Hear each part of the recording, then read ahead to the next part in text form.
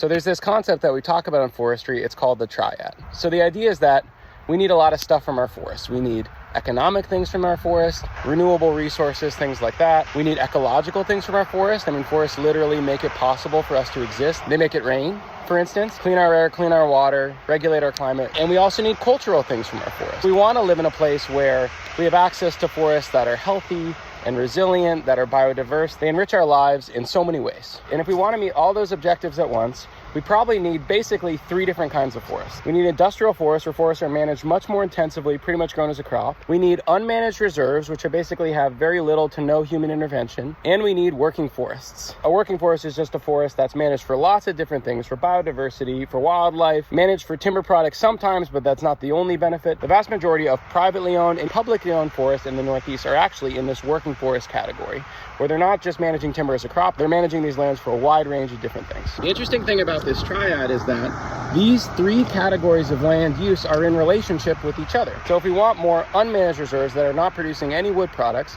we need more industrial forests and or more working forests.